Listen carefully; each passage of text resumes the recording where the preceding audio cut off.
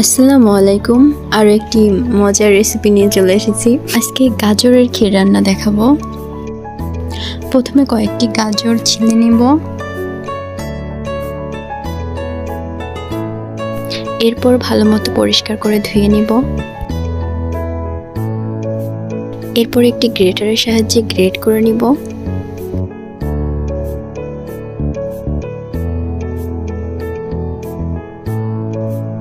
Great করা complete. এবার আগে থেকে ভিজিয়ে রাখা পোলাও চাল আর কয়েক টুকরা গাজর ব্লেন্ডার করে নিব। এবার চুলায় একটি কড়াই বসিয়ে তাতে কিছু পরিমাণ ঘি দিব।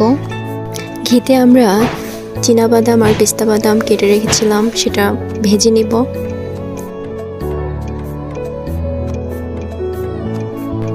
এবার একটি পাতিলে কিছু পরিমাণ ঘি দিয়ে দিব।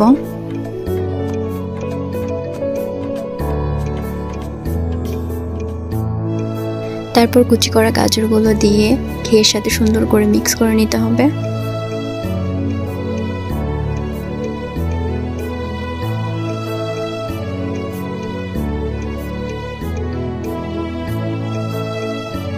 আরেকটি পাত্রে পরিমাণ মতো দুধ গরম করে রেখেছিলাম, তার ভেতরে গাজরগুলো দিয়ে দিব।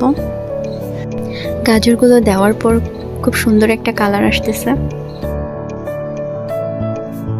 এবার আরেকটু সুন্দর করে নাড়াচাড়া দিয়ে এর সাথে গাজরটা সুন্দর মতো মিশে যাবে। কত সুন্দর একটা কালার আসছে। ভিডিওর থেকে বাস্তবে কালারটা আরো সুন্দর লাগতেছিল। এবার ব্লেন্ডার করে রাখা গাজর আর পোলাও চাল দিয়ে দিব। ভালোভাবে মিক্স করে নিব নেড়েচেড়ে।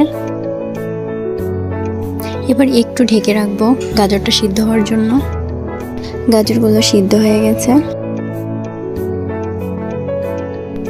এখন দিয়ে দেব পরিমাণ মতো চিনি। গাজরের ক্ষীরটা প্রায় হয়ে এসেছে। এবার ভেজে রাখা বাদামগুলো দিয়ে নামিয়ে ফেলবো। রেডি হয়ে গেছে আমাদের গাজরের ক্ষীর। এই ক্ষীরটা খেতে আসলে অনেক মজা আর আমাদের শরীরের জন্য অনেক উপকারী। ধন্যবাদ আমাদের ভিডিওটি দেখার জন্য। আবার নতুন কোনো ভিডিও নিয়ে চলে আসবো। আল্লাহ হাফেজ।